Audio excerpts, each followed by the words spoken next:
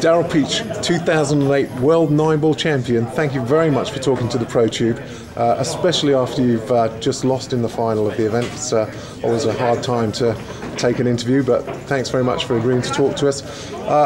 Not the best of matches, we said with Darren, not the best of matches. Probably the semi-finals were by far the quality matches, a little bit of mistakes, but there were flashes of brilliance all the way through there, along with some you know, some obviously less quality play, you know, for a final. It's unusual. We normally see stellar performances in the final.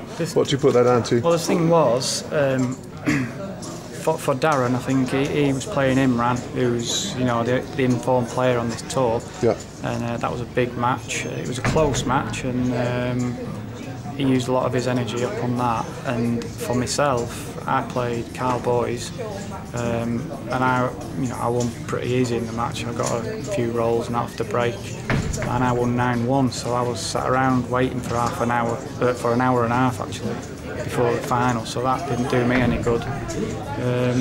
But it's like sort of, I don't know. We just couldn't get up for it, either of us. I don't know why. It just happens like that sometimes.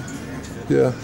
Normally, if I see a player getting a really easy semi-final, you know, a romp away like that, and getting a break and stuff like that, I normally load up the cash on B-Win or something like that and back them to the max, because they're rested and ready for the final. Yeah, it usually works like that, and it usually works like that for me as well. You're saying it can work both ways, though. But the point what I was making before was an hour and a half sat at the side just waiting. Yeah.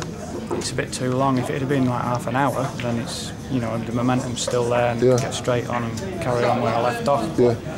Tell me about this jump cue you're using. I don't think I've ever seen anybody. You know, have you been practicing with it? It's the only thing I was doing good today, I think. Good. I don't think I've ever seen anybody get such a high percentage of very difficult jump shots with pots, with position, so consistently.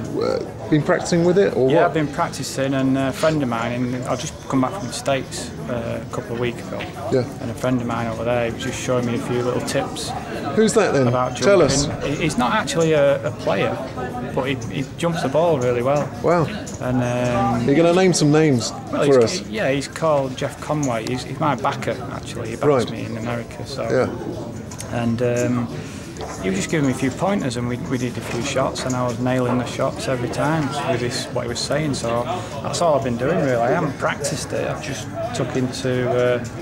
took on board what he was saying, and yeah, it's a Predator Air, and he would sponsor me Predator, and it's a great cue, and I love it. And you use it with the two-piece section and the three-piece section, don't you? Yeah, I'm more with the three-piece because I'm fairly tall. I can still hold the back of the cue comfortably, you know. So rather than being crunched up over the ball, you know, with it being too short. So yeah, it suits me, and I played some good shots with it today. What's your year been like as World 9-Ball Champion for 2008? What does it entail? Well, I've had a lot of invites to tournaments what I haven't played in before. I've won some of them, I've lost in some because they're all good players in it. But that's the nature of 9-ball, I guess. I've been quite busy, but the busiest part's to come now. So. What have you got coming up then? Well, we've got a Euro tour next in a week or so, and then in a couple of weeks, 3 weeks, I think we've got the World 10-Ball in Manila. So we're there for like 12 days, and then I fly from there to Rotterdam to play in the World, straight from Manila to Rotterdam to play in the World Cup of Pool. Who's your teammate there? Mark Gray. Both me and Mark are representing England, and we play Malta at Tony Drago and Alex Borg in the first match. So you know Tony quite well. Know Tony Will that be well. Easy because you know him, or difficult because you know him? It doesn't really make much difference, to be honest, in a tournament like that. It's a tough format with the Scotch doubles. You know, it's hard to get into a rhythm. So you know, we'll just see what happens. But we've got as good a chance as anybody to win it. Have you met Tony in 9-ball tournament action before? Have you played him before? Yeah, many in tournament times, conditions? Many times. And what do you think? We've played about 10 times. It's about 5 each. So, but it's like I said, it's different with Scotch doubles. You know, you got to take the good with the bad, really. So, and then from Rotterdam, I come home. I've got 2 days, maybe 1.5 days, and then I fly off to Switzerland for the next Euro Tour, and then straight from Switzerland I go to the US Open, from Geneva to the US Open, and then I've got another tournament in the States after it. So it's virtually, for that 5-week period, I'm at home for 2 days. So when you're flying around the world like that so much, and you arrive and then you've got to play, do you still feel a little bit like you're not yourself while you're definitely, in the, and do you have to play yourself in then, or? Well, in an ideal world, you want to try and arrive a few days before to get over the jet lag and everything. All the players are like that in any sport, I suppose. But sometimes, because at the back end of the year, the tournaments tend to be really like crammed in. So, you know, sometimes you just haven't got a chance to get over the jet lag. You just got to put up with it and just do as good as you can, really.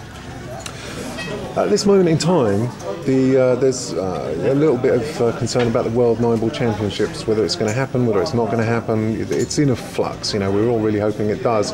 If it didn't, you'd be World 9-Ball Championship for 2 years running. Has that happened before? Do you know? I don't think it's ever happened. I don't think anybody's ever defended it. I wouldn't call it defending it, but no. Yeah, I suppose I would, really. My football team held the FA Cup for 5 years during World War II, so it's happened before. A bit of a football fan. Yeah, I mean, I've heard a few different things that what's going to be happening, but until it does, you never really know. So we'll best not to speculate sometimes. When we come to it. Yeah. Daryl, thanks ever so much for talking to us. It's been really good talking to you. We've missed interviewing you a little bit over the years. We apologise for that. Congratulations on your final here in the main event of the GB9 Tour, and we look forward to seeing you at Mansfield. Yeah. Thanks very much for talking to the ProTube, and very good luck with all the tournaments you've got coming up. Thanks very much.